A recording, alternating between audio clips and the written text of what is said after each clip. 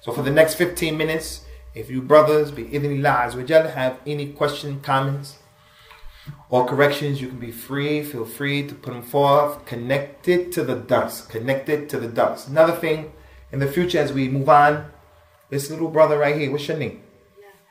Bilal. And this brother, what's your name? You're Bilal's brother? You look alike. What's your name, little brother? Huh? Ihab. Bilal, Ihab, Muhammad, Hafidhahumullah wa hafidhakum kadhalik.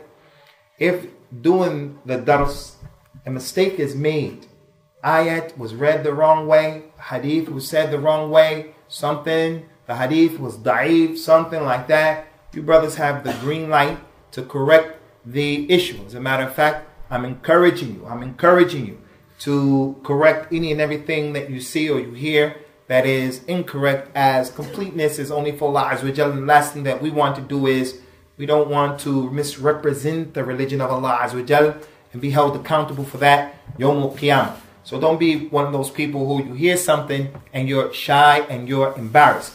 But at the same time, one of the things that people have a sickness with, a problem with, is that the person can give the dars, and there's an individual who sits and he's just looking for mistakes. He's just looking for mistakes. I had someone to come to me one time in our khutbah, and he said to me after the khutbah, when you give the khutbah, why are you so angry? I think you talk too loud. I told him that's the sunnah of the Prophet sallallahu alaihi wasallam.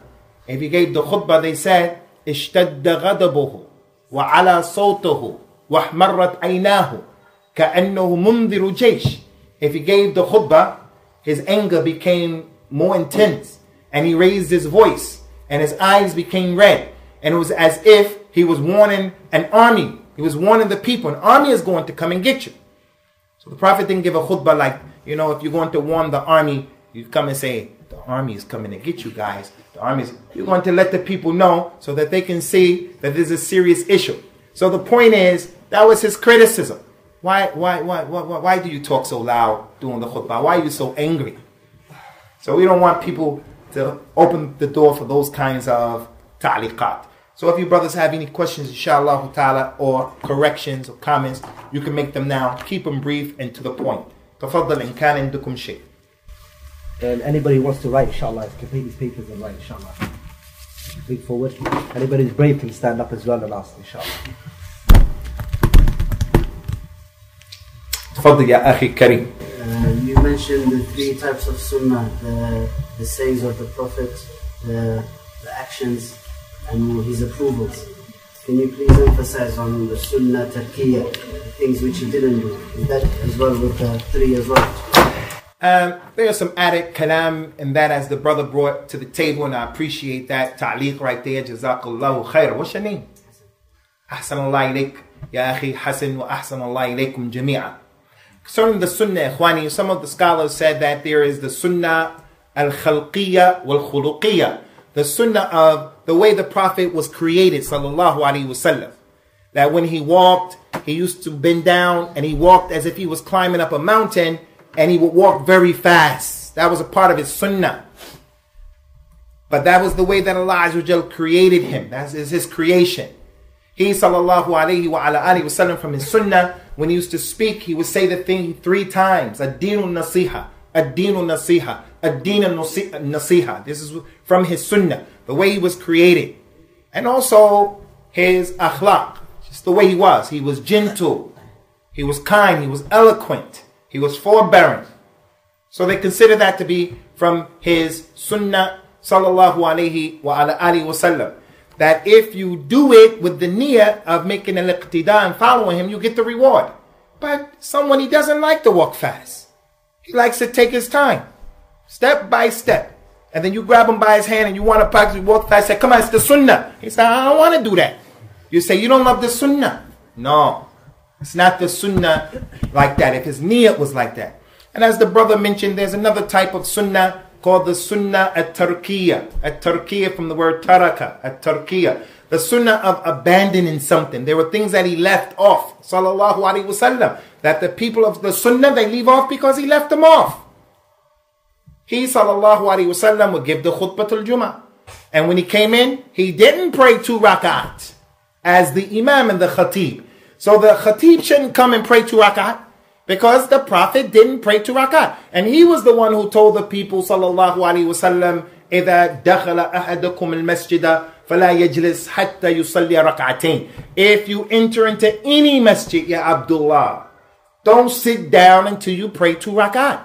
Those 2 rak'at are wajib in addition to the 5 rak'at, the 5 salawat, in addition to al-Jum'ah, in addition to the Eid prayers. So if you come into a masjid, you shouldn't sit down. But on the day of the Eid, if you're the khatib, you just go to the minbar, assalamu alaikum, you sit down. So as the khatib, the sunnah of abandoning something here. When he used to travel, sallallahu alayhi wa ala alihi wa sallam, he would only pray salatul fajr, the 2 rak'ahs of al-fajr, and he would pray the witr. All of the nawafil connected to al-dhuhr, al-asr, al-maghrib, al-isha, he would leave those off during the time of traveling. So some of the companions were traveling. Abdullah ibn Abbas, Abdullah ibn Umar was there. They shortened the prayer. Some people got up and they started making the sunnah. Abdullah ibn Abbas, Abdullah ibn Umar radiallahu anhu said, the reason why the prayer of traveling has been shortened was a rahmah for you. So what are they doing? So the Prophet would abandon that particular thing. So what we have to do is build our asas, our usul, our fundamentals and our principles and our foundation. We stop where the Prophet stopped, sallallahu alaihi wasallam, and we do what the companions did, radiyallahu anhum. Did they do the Mawlid al-Nabawi? No. So we don't do it, no matter how much it sounds and feels to be good. And Imam Ahmed is going to deal with the Mawlid al-Nabawi, inshallah, in this book, as you're going to see. Wallahu a'lam. Jazakallah khair ya Hasan.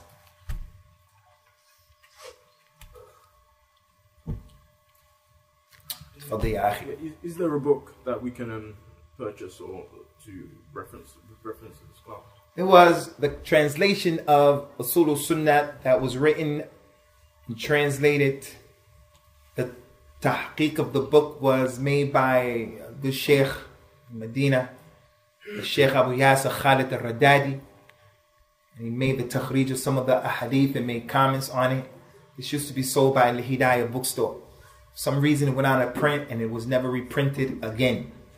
So we brought this right here that was just translated.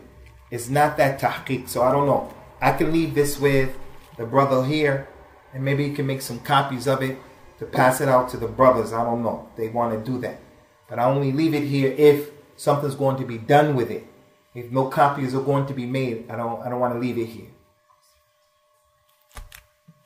So the book used to be available, and it's one of the books that I encourage you to get in your Islamic library and to read it. Because the fitting of what we're dealing with, the different jama'at, the different personalities who are here right now. Now and over the past few years. These serious issues that are, many of the young people are engaged in and they're involved in. Jihad, takfir, the establishment of the khilafah, making khuruj, whether it's against the hukam of the Muslims or khuruj for 40 days and sitting in the masjid. All of these issues have been dealt with in the usul of the sunnah of Imam Ahmed. لِيَحْلَكَ مَنْ هَلَكًا بَيِّنًا وَيَحْيَ مَنْ هَيَّا بَيِّنًا. So that the one who wants to live and be successful, he'll be successful with what is clear, dalil. And the one who wants to be destroyed, he'll be destroyed as well on what is clear. He refused to read. He refused to learn his religion because these issues are simple and easy for the one that Allah makes it simple and easy for. We complicate it because we don't read these things. We complicate it because we want to use our opinion. I'm sure, and don't act like I'm the only one who knows this.